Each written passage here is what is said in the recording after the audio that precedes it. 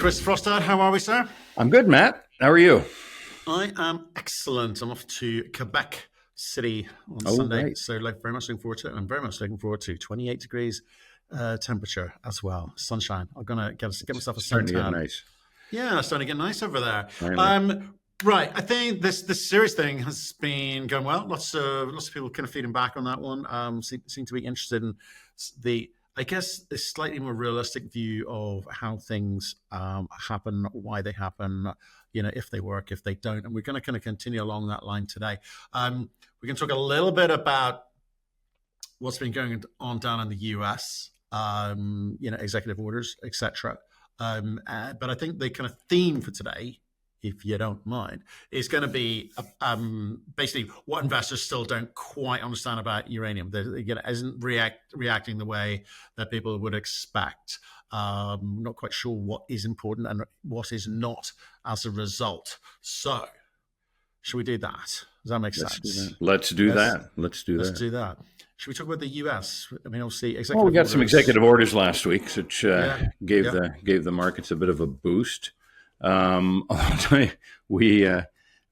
mentioned it on our podcast on Tuesday, and of course, through Google we will send ads and things. We'll get tapped into that podcast, and they halted the advertising on Google because the word Trump had been used too many times. Well, don't say it on this show, then, please. You're not allowed to say the word, so we'll have to get a safe word or something here. Okay.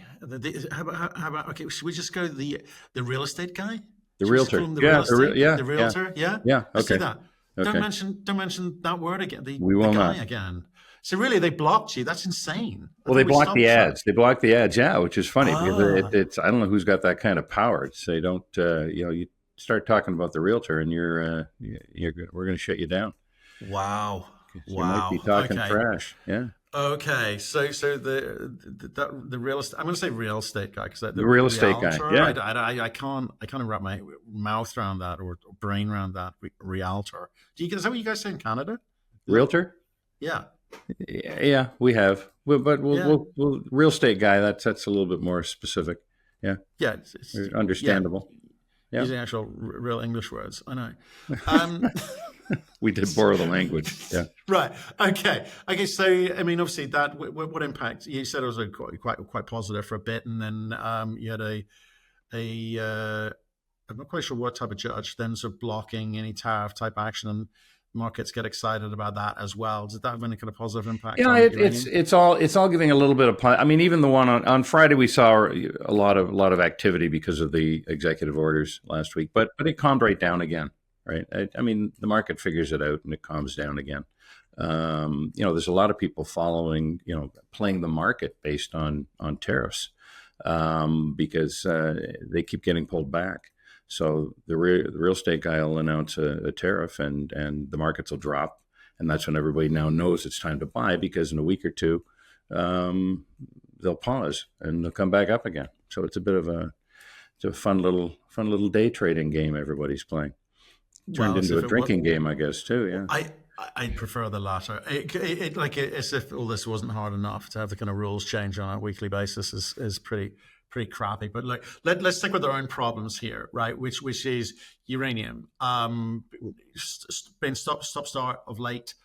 Disconnect between equities and the reality of what's going on in the market. We think, but I want to talk about some of the kind of drivers around the kind of sentiment side of things. Okay, so the biggest question which comes in, and we have been knocking our head against a wall on this one because you keep explaining, it's not about the spot price, it's about term contracts. It's not about spot price, it's about term contracts, right? But we come back to the same question over and over. So why does spot price dominate the headline, and why does it mislead investors?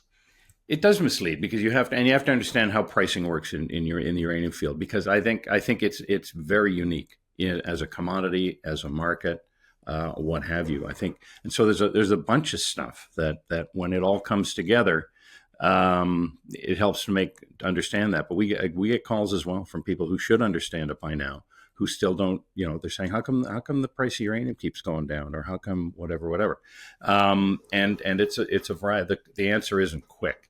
So, I mean, one of the first things we'll talk about is the size of the uranium market, right? There's, for the amount of uranium that's traded in any given year, which might be about $18 billion, that's not a lot of money. As a matter of fact, it's about 1% of the amount of coal that's produced globally in the world on a dollar basis. So it's not a big market. It's a very small market. And so it doesn't take a lot to elbow it around. Right. General. And I'll come to that in liquidity a bit in a second. But I think that the thing that kind of frustrates me, and I guess it frustrates everyone, which is basically why the spot price fails to reflect broader market fundamentals. We talk about tightly coiled springs and the burgeoning gap between supply and demand and all the rest of it. But why is spot not reflecting that? Well, there's two things, and the first thing is why we keep getting asked the question, and that's because because the media, analysts, everybody, when they talk about uranium and nuclear and the space, they talk about the spot market. They point to the spot market as the price of uranium, which is a bit of a misnomer, because the spot itself is only about 5 to 10% of the overall uranium that's traded. And there's a lot of attributes as to how it's traded. But 60% first of all, it's contract driven. It's not spot driven. So the people that are buying on the spot market are not the underlying users of uranium. It's not the utilities that are necessarily buying on the spot. It's a variety of things. It might be the funds that are picking up and storing physical uranium, like Yellowcake or Sprott's Physical Trust. It might be traders who are arbitraging. We're getting back into the carry trade now that there's such a divergence between the spot market and the long-term contract price. You've got traders going in there and buying up on the spot and holding it to sell into the longer-term market down the road. You've got producers and developers who might be buying a little bit on the spot to fill up inventory, to smooth their what's going out the door. And you might have utilities buying some, but it's primarily just to help them manage their inventory. So the reality is the spot market doesn't really reflect the true underlying uranium market, which is really should be and is driven by the utilities who are putting it in reactors. It's kind of an interesting one, because we talk about spot, we talk about term contracts being the agreements between the supplier of uranium and the utility who wants to purchase that, right? So there's an agreement, and whatever shape. We can talk later on about the different ways that those contracts can form. But it's like, as an investor, it's kind of like the game Battleship. You have a board and you kind of you have a sheet in front of you, a wall in front of you. You kind of got to guess where the other guys put his battleships, and you got to call out, 7C or whatever, right? The battle. It's this investing in this space is like that, right?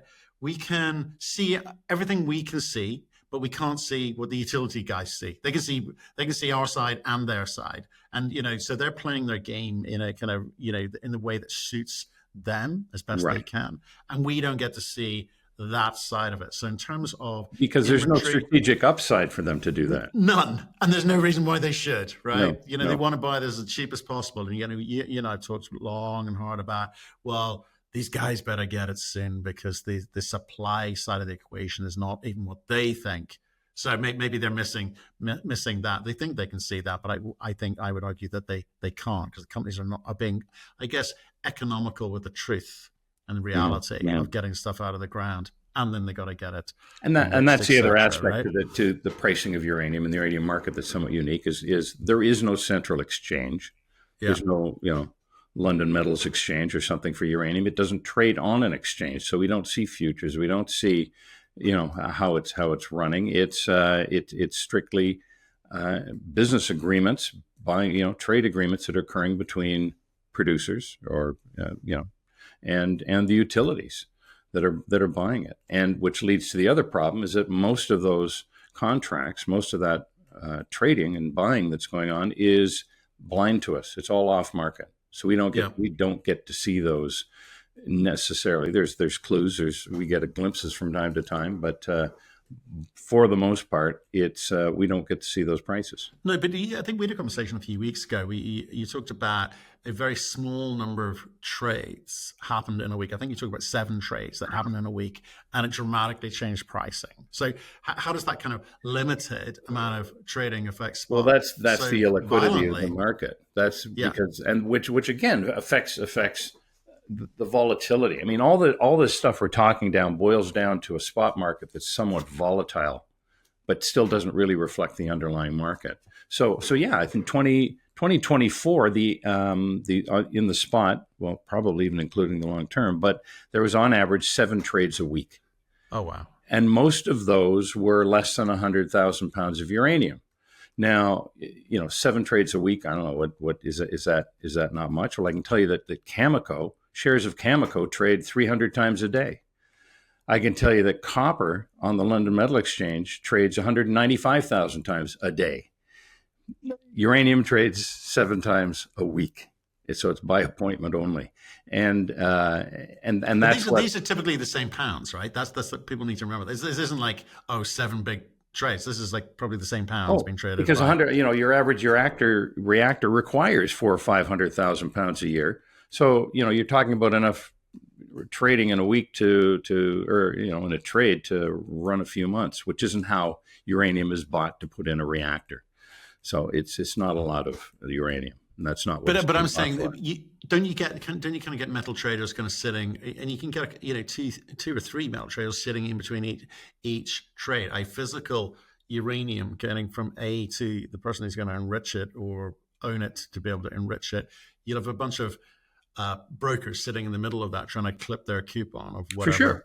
And we've seen that lately because of the. I mean, what we saw over the last year or two was the spot price take off, and then come back down again, and now it's coming back up again.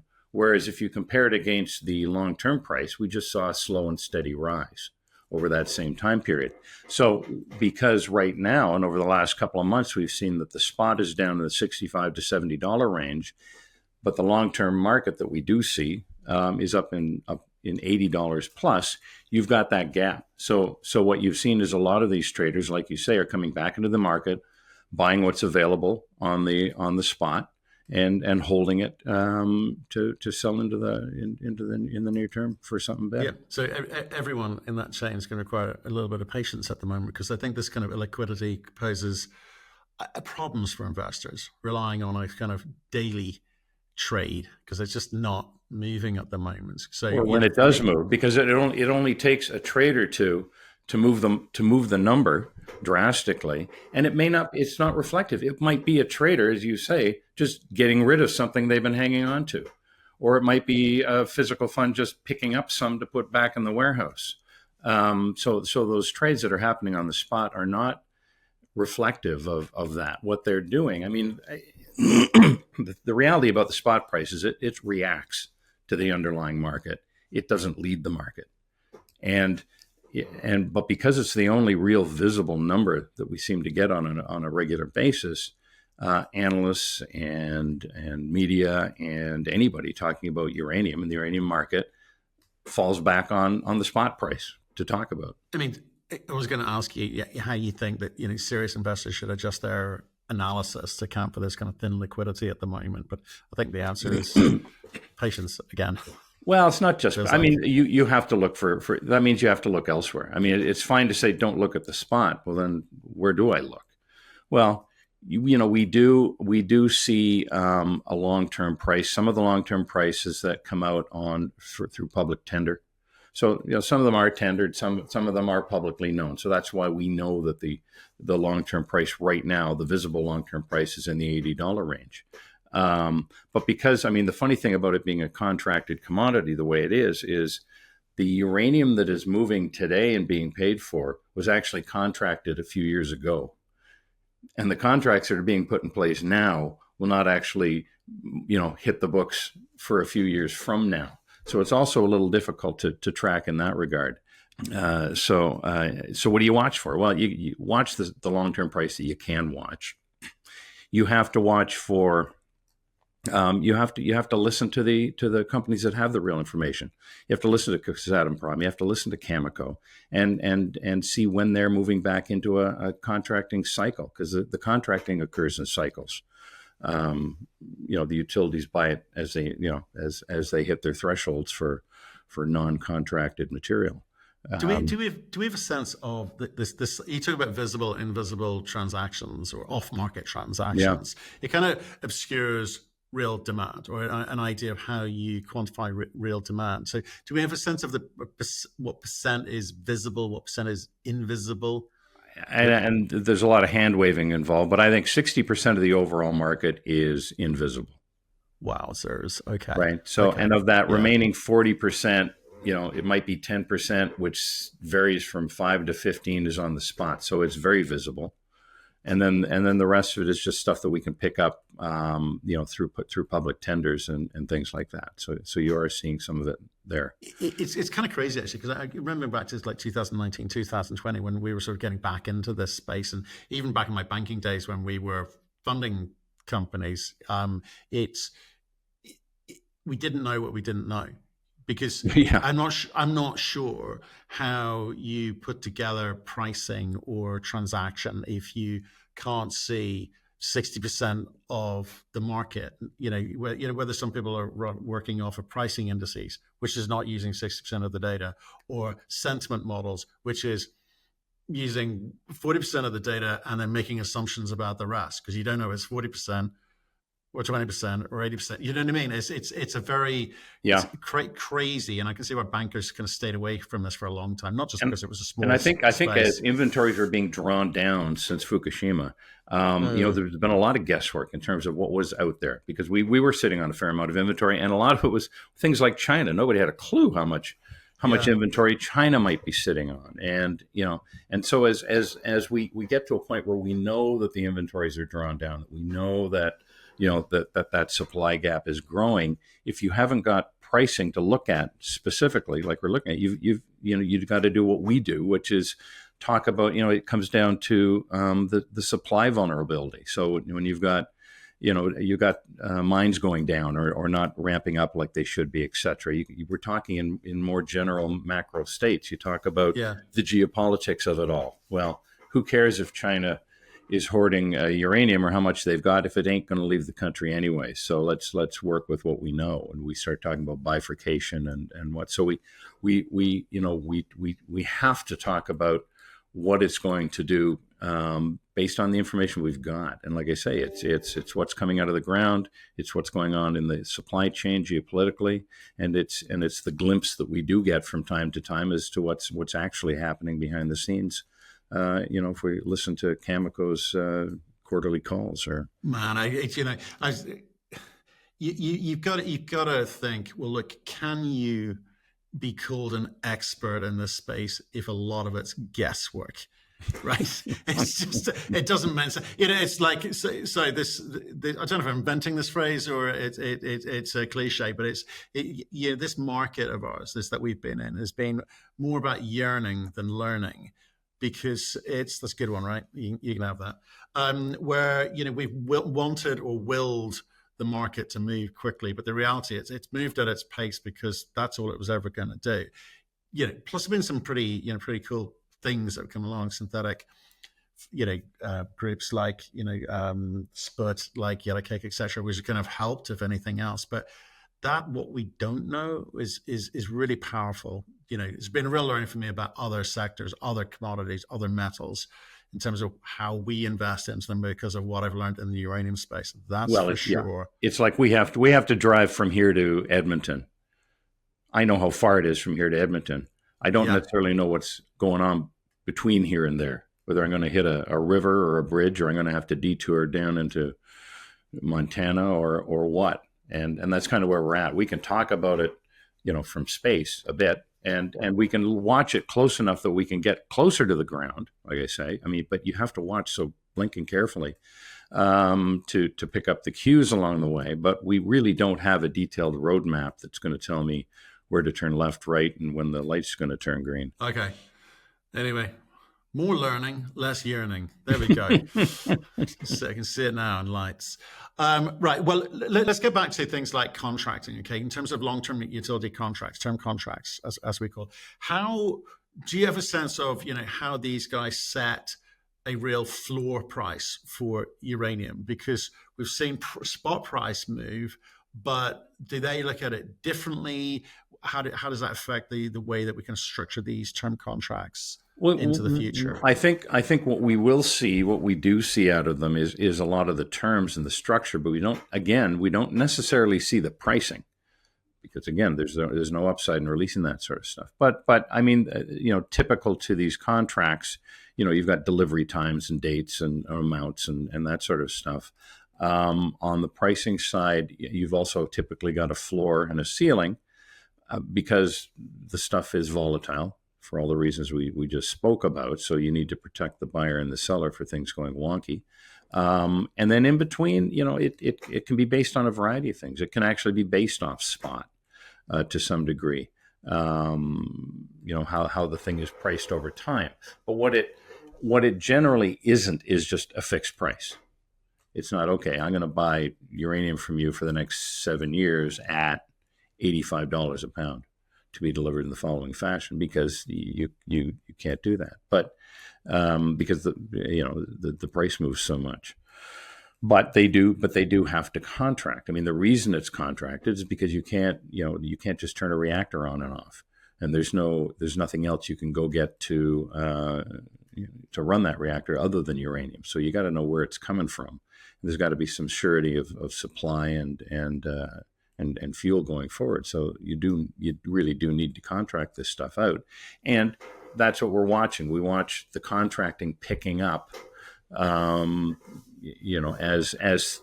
the geopolitics of it all makes it less accessible. If there's any risk to accessibility, you're going to see that contracting picking up. So this year, picking up of contracts, more contracting, and again, you're only hearing that anecdotally from the companies that are doing it, is a clue that you're going to see that price tightening up, in the underlying metal. I hope so. I hope so. But let's talk about the incentive price, because all developers wanging on about, I need price incentive to start the development. I'm not even going to rush into FID, financial investment decision stage yet. I'm not going to start my feed. I'm not going to start any work to do with that build-up program until the price is at somewhere where I think it's going to be economic. Now that price has moved, incentive price has moved since 2019, which was, I think, widely agreed at about $45. We've seen inflation effects, since then with COVID, etc. And what is it now? If term contracts are sort of being started, floor price of about 85, what is incentive price, ISR, hard rock at the moment? What do you reckon? Well, I think it probably truly is there, but why is it that is kind of the other question. I remember hearing Cameco talk about the recovery of the uranium market was going to be a recovery for the incumbents before anybody else, because we've talked about this before. The developers haven't done this before, so you've got a utility taking a risk that a new producer is going to be able to deliver as they say they're going to be, and we've kind of seen that as these new developers are coming up. Though I think we haven't been talking about a long period of time that the price has been up in this range, right? It was only a few years ago. I think the long term was still down in the $50 range. So it's been a short period of time, and there's probably a lot of apprehension amongst developers to pull the trigger on construction and moving this thing forward until they've got some stability in that price. As well, because otherwise you're building it out on spec. And we've heard this out of Cameco as well. People keep saying, well, why aren't you guys developing more mines? Why are you, increasing your capacity?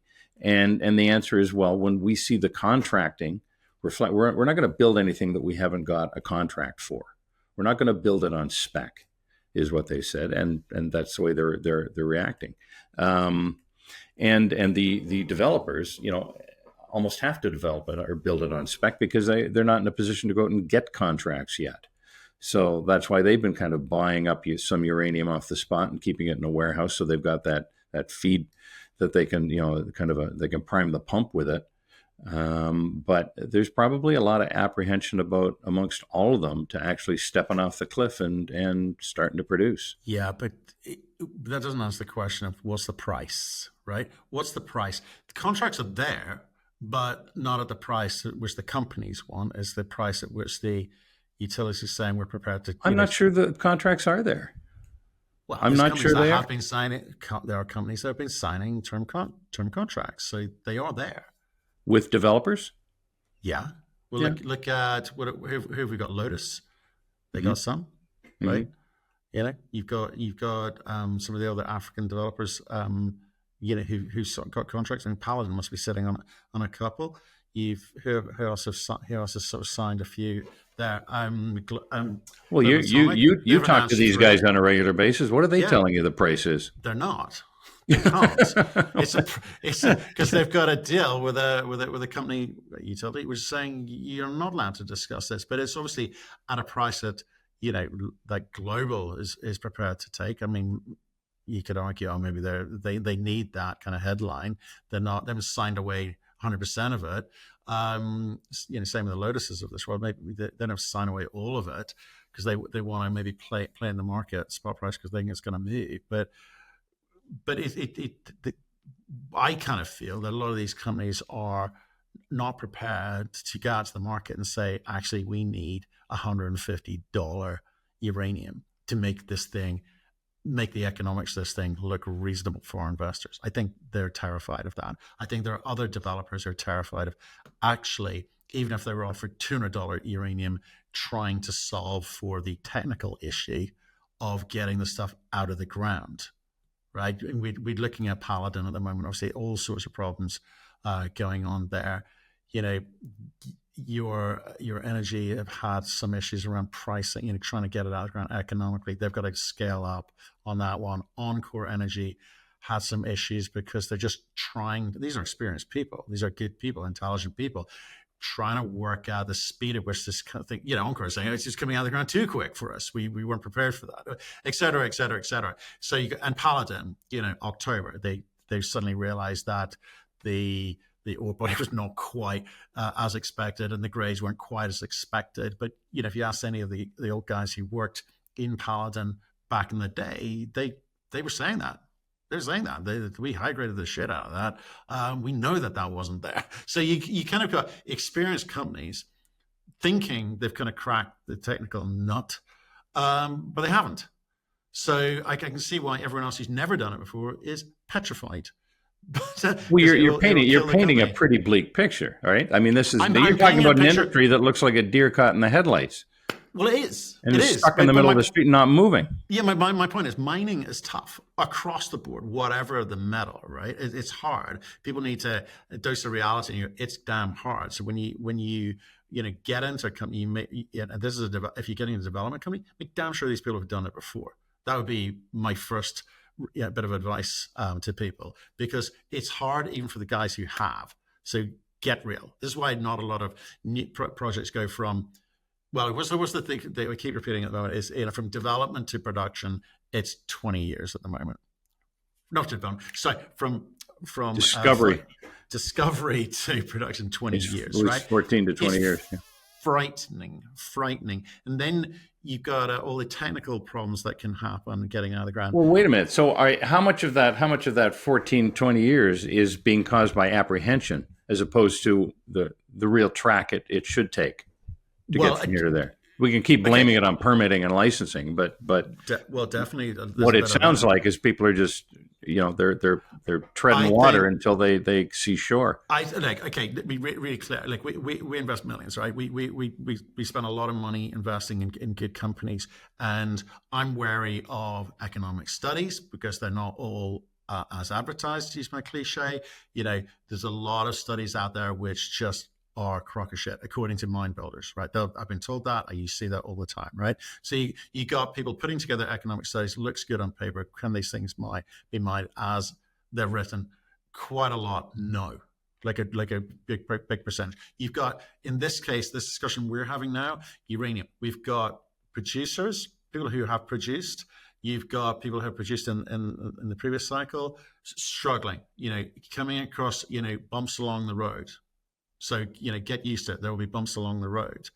So I am absolutely saying that. So I think there is a kind of group of developers who perhaps have got starting to get some sort of clue that it's really hard to get the stuff out of the ground, and some of these boys, or some of the bigger boys in the space, are struggling with that, getting into production. The thought of getting into production, I know it because I've spoken to them. I've spoken to people who work for them. I know this. So has incentive price then become irrelevant? Because there's only one of about eight things holding it up. I think for some people, incentive price becomes irrelevant. They're hoping to be taken out, so they don't have to deal with the technical issues, because no matter what the price, if it doesn't work, it doesn't work. Do you know what I mean? Yeah. I mean that's a real problem, and not just in uranium, but for the sake of today's conversation, uranium. Yeah, I think that's a real thing. It doesn't matter what price. If it doesn't come out of the ground properly, you can't get it out of the ground. You can't sell it at whatever price. Okay, and there are other companies on paper. Yeah, if you whack in a sort of $200 uranium price, everything looks great. Everything looks gold. Just ask some of the gold producers at the moment. There's some companies that 18 months ago did not work. Now look at them. So yeah, it's horses for courses, right? But I just have a dose of realism when investing. I want to invest in fundamentals, and part of that fundamental story is the team's ability to actually. So it sounds like the incentive price needs to be much higher than the real incentive price, because it has to have enough cushion in it to mask the bumps along the way. You got it. Yeah, you got it. Yeah. So, because it's a talent. Look, I got to. I wouldn't be a public market CEO. Yeah, I think you guys are crazy. You're up there to be abused every single day. Everyone's got an opinion, even when they know nothing. And I think that if you put your incentive price up at $150, because that's probably what you should do, you're going to get marked down by the market, right? You want to put it as low as possible. If you want to say, "Hey, we're a high margin operation here. Don't worry about it." Mm-hmm. But when it comes to it, you need that buffer. And you can look at any number of gold companies right now who've needed that buffer. So yeah, I think you can make money in this space for sure, but there's a lot of ways you can lose money too. Sure. And maybe, banking on a producer is going to do it. But to your point, if people are waiting to be taken out, then that's a strategy as well, to be picking those out. And we had that conversation. Who should we be looking at as a takeout target? Because there's money to be made there as well. Well, I think so, but the management teams can't say that, because then that marks them down in terms of future negotiations. Well, you've been waiting for us to come along and take you out. No, we haven't. Well, you said you had. So it's like you're starting on the back foot immediately. So I can understand why good companies are bought, not sold. Yes. Yeah, great phrase. Gosh, lots of cliches we can put on a small book. This is fantastic. I love it. Put it in our washroom. Yeah. Yeah. So what are apart from traders doing 7 trades a week for 2024? What are the things this year that you think can trigger a spot market? Some of the positive aspects of it is that it's inelastic, right? That's one of the other attributes of this particular commodity. There's no replacement for uranium. Yeah. It's going to be there, and because uranium represents, quite frankly, a small portion of the electrical production process relative to other forms of electricity production, the price of uranium can double, and it doesn't really affect the price of a kilowatt hour. So, at the end of the day, the utilities will buy the uranium wherever it is, wherever they can get it, at whatever price they can get it. You're not going to see demand shift because the price is too high. Not in a near term sense. Over the long term, people can make different decisions about reactors, but once they're going, and I think the price of fuel in a reactor is about maybe 10%, 5 to 10% of the actual cost of running that thing. It's mostly capital driven. Yeah, I think that it's a funny space actually, and we'll talk about why it's maybe structurally unique in a second. But it's one of those commodities that has there been lost opportunity cost to this over the last 6 years that we've been talking about it? And I'm going to go, hell yeah, definitely, because everything's great with hindsight. But at the same time, it's one of the safest investments that I think we've made, because we haven't bet the house or 100% of our investment into this one thing, and my God, it's only doubled or it's only trebled. It's one of those things where I think it's nice, steady, accretive growth, because for some of the reasons we've said today, in terms of it's one of those commodities I think you could argue you lose it, you use it, then and you lose it, and the burgeoning demand that's happening as well. So it feels like a safe investment to me, but I'm not all in. I've got a portion of my investment. It's safe. I think it's safe because, as invisible as a lot of this stuff is, we can see the floor, right? We can see the bottom end of it, because we do. You watch it's not demand. We said this before. It's supply. So, the real focus on where the floor is based on the lack of supply right now. And so it's safe because mines aren't being developed as quickly as we thought they would. And the geopolitics of it all and these sorts of things, and the gap between what we're producing and what we're burning, gives us some comfort that we're not going to see the bottom fall out of this thing like we did in 2010. So the question now becomes on the upside: when and how much are we going to, see the upside? Yeah, look, and I've me, I love to complain about stuff. I've kind of struggled with prioritizing leading indicators versus lagging indicators, and yeehaw moments and catalyst moments and calls for whatever dumbass price someone wants to put out there for clickbait. It's kind of attracted a really interesting audience of investors, now moving into generalists and institutional investors. So I think there's a lot of good people out there, but there's also a lot of people who are now going around bitching because they bought into this is a 20 bagger, 50 bagger, whatever kind of crap they were sold. It's never been that. And I've argued all the way along is like, I'm happy with accretive, I'm happy with slow. I don't need a catalyst moment per week for me to understand the kind of investment indicators for this space. I feel safe in where it's going and the pace at which it's going. So I think that's my only kind of complaint about the last few years. Well, I think, as you pointed out, it's different this time around because we understand a little bit more than we did 15 years ago when we saw this going. Yeah. So people didn't understand what the function of the spot price was. And we saw the spot price go through the roof, and we saw that anything with a uranium bumper sticker on it, chasing it up as well. And if you actually look at the period of time, when we do talk about that time in 2005, 2007, wherever this was all happening, it wasn't a long period of time.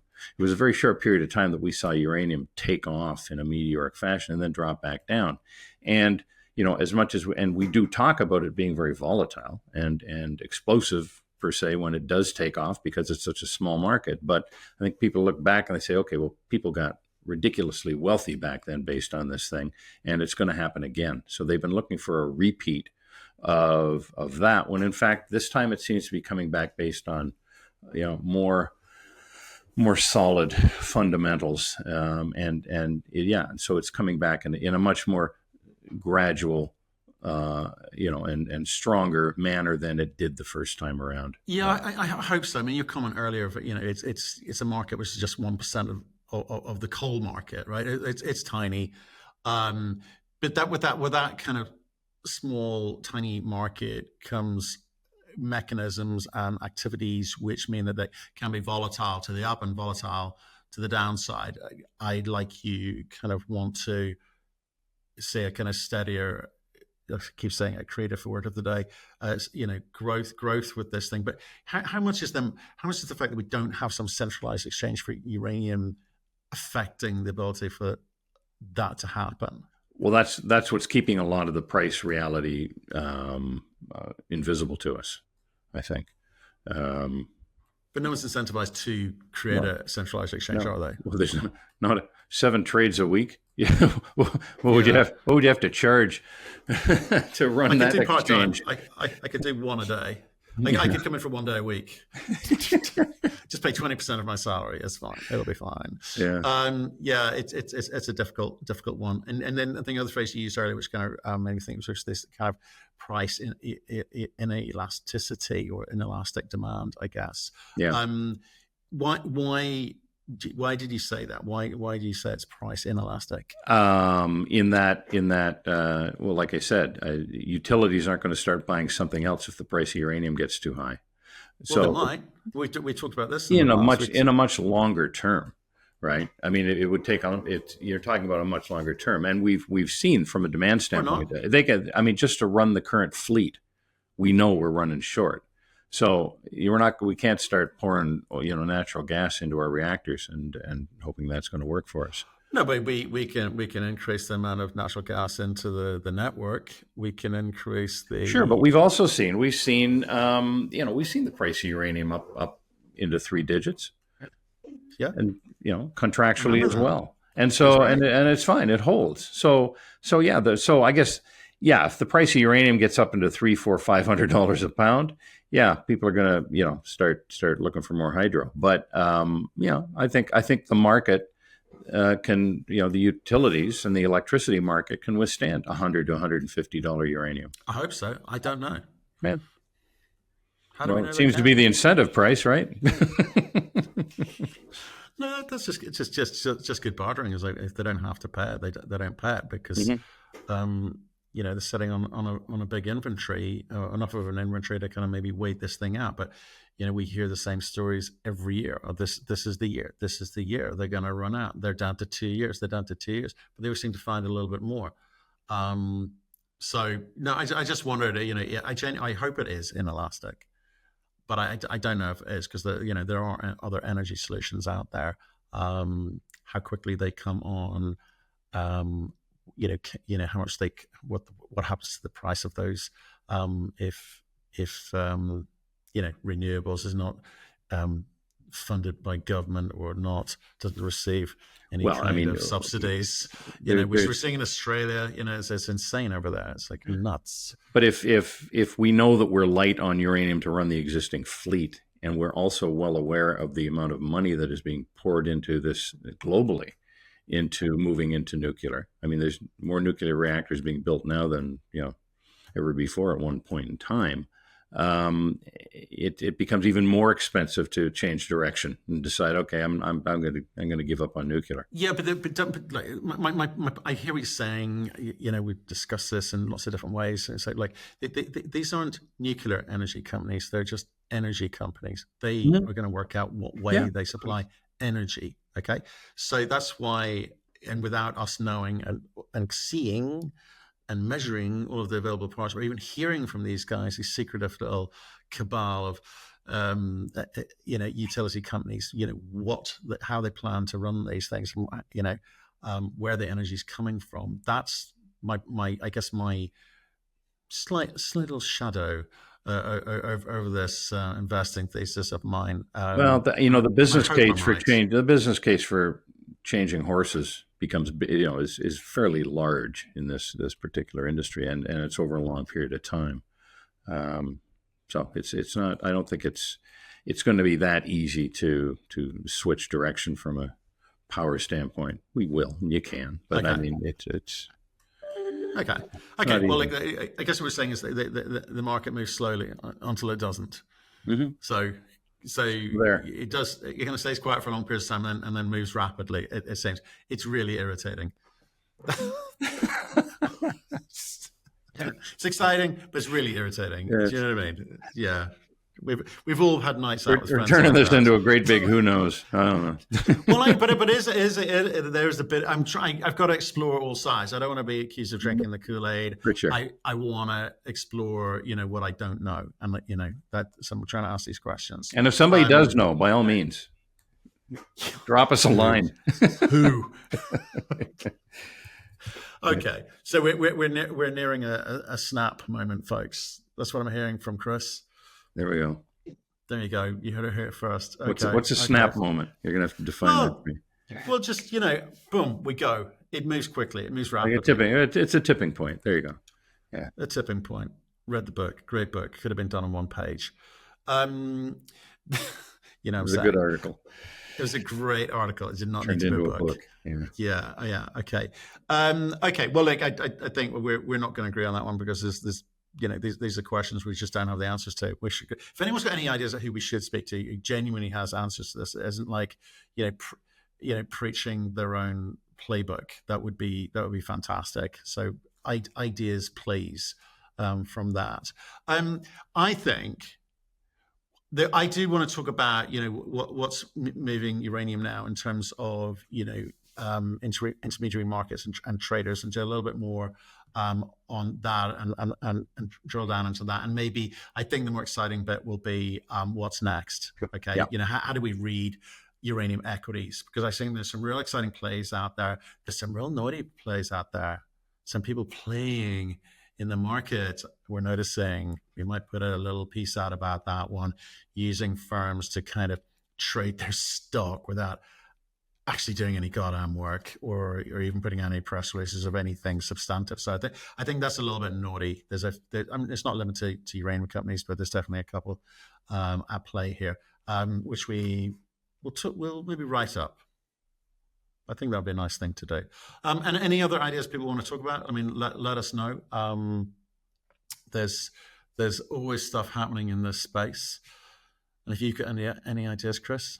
No. I'm keeping my ear to the ground to see what the real estate guy comes up with next week. It'll be, man, maybe good for us. Maybe not. That guy. Mm-hmm. That guy. Are you like? Have you and by you I mean broadly all Canadians? I need you to speak for the whole of Canada on this one. How are we feeling about him now? Are we still as pissed off as we were when he said, "Are you going to come to the 51st state?" Or yeah, I think we're over the 51st state thing. It's still. I mean, if we happen to be on a beach in Florida and somebody points and says 51st state, they're probably going to get a punch in the ear.